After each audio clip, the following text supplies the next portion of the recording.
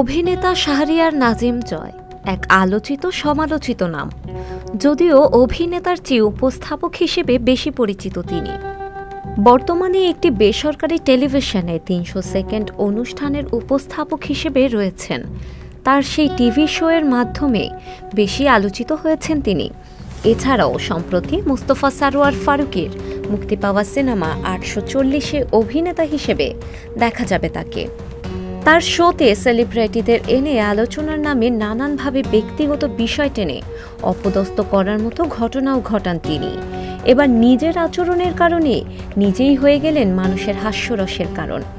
বুধবার ১১ই ডিসেম্বর মোস্তফা সারোয়ার ফারুকীর পরিচালনায় রাজনৈতিক স্যাটায়ার নিয়ে ৮৪০-এর বিশেষ প্রিমিয়ার শো শেষে তিনি উপস্থিত ছিলেন। সেখানে এসে প্রয়োজন পড়লে ডক্টর ইউনূসকে বাবা ডাকবো এমন বক্তব্য দিয়ে আবার আলোচনার মুখে জয়। এর আগেও এমনই এক প্রসঙ্গে বেশ চর্চায় পরিণত হয়েছিলেন তিনি। সাবেক প্রধানমন্ত্রী শেখ হাসিনাকে মা ডেকে সমালোচনার শীর্ষে ছিলেন বেশ কিছুদিন। পূর্বাচলের জায়গা পেতে ২০১৪ সালে তৎকালীন প্রধানমন্ত্রী শেখ হাসিনাকে মা সম্বোধন করে তিনি লিখেছিলেন, আপনার সুযোগ্য পুত্রের নামের আরেক পুত্র শাহরিয়ার নাজিম জয়ের সালাম রইল আপনার প্রতি। মা, আপনার নিকট একজন শিল্পীর আবেদন, আমার সমসাময়িক সকল শিল্পী পূর্বাচলে ১০ কাঠা ৫ কাঠা প্লট পেয়েছে। মা, পূর্বাচলে একটা জমি আমার স্বপ্ন, আমার সন্তানের ভবিষ্যৎ। আমি আপনার কাছে আবদার করলাম, আপনি আপনার এই সন্তানের আবদার ফেলে দেবেন না, আমি জানি ইনশাআল্লাহ।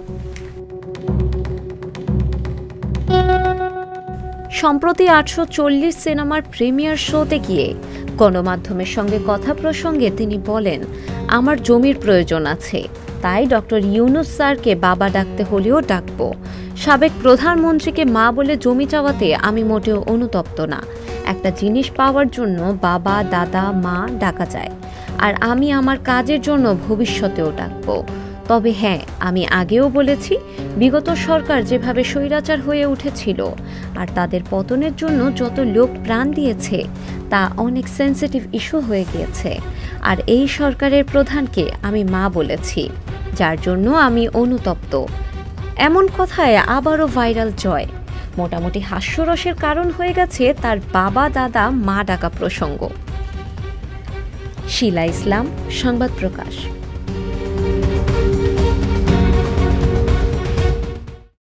সংবাদ, ফিচার ও অনুষ্ঠানের জন্য ভিজিট করুন সংবাদ প্রকাশের ওয়েবসাইট এবং যুক্ত থাকুন ফেসবুক পেজ ও ইউটিউব চ্যানেলের সঙ্গে।